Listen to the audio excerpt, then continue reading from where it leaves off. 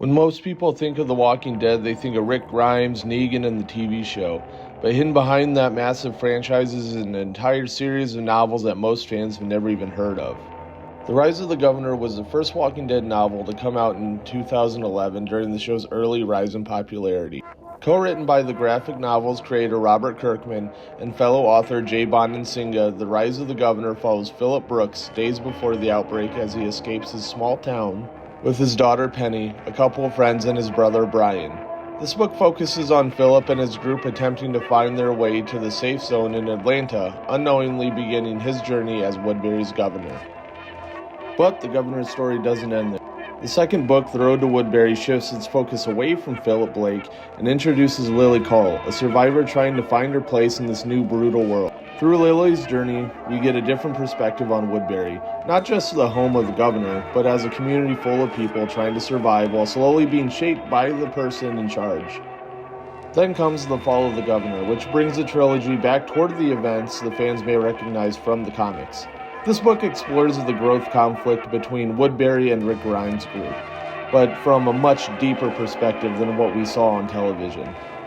What makes this trilogy interesting is that it doesn't just retell The Walking Dead.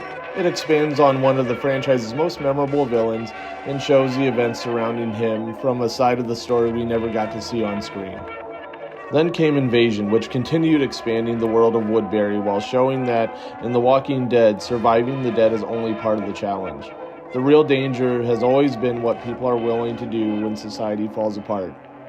But what makes these books interesting is that they aren't simply trying to recreate the television show. They use the same world to tell different stories that could exist alongside the larger Walking Dead universe. And that's where the next group of novels gets especially interesting, because they start moving away from familiar characters and exploring completely different versions of the apocalypse. But the Governor wasn't the only part of the Walking Dead universe that received the novel treatment. The next group of books started exploring new stories and different perspectives within the apocalypse. Typhoon takes the series in a completely different direction, moving the story outside the familiar American setting and showing how another part of the world is dealing with the outbreak. Then there are the books like Search and Destroy and Return to Woodbury, which continue to expand the universe with new characters, new conflicts, and new perspectives that fans of the show never got to experience. And that's really what makes these novels interesting. They aren't just adaptations of the episodes or copies of stories we already know. They're a collection of side stories that help make the Walking Dead universe much larger than many fans realize. The surprising thing is that despite how massive The Walking Dead has become, these novels have remained relatively unknown compared to the television series and comics. Millions of people watch Rick Grimes' story unfold on screen, but a much smaller group of fans have never explored these books. So I decided to go back and read through the entire collection, starting with Rise of the Governor, to see whether these novels are just forgotten pieces of The Walking Dead history, or if they're actually going to add something meaningful to this universe. Over the next several videos, I'll be breaking down each book, what works, what doesn't, and whether they're worth reading for fans of The Walking Dead.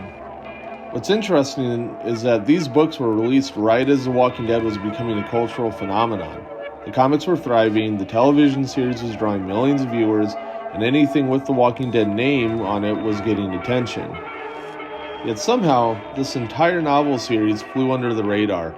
Ask the average Walking Dead fan about the Governor, Negan, Alexandria, and they'll probably know exactly what you're talking about.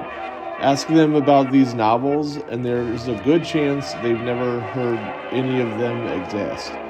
That's what made me want to pick this up in the first place.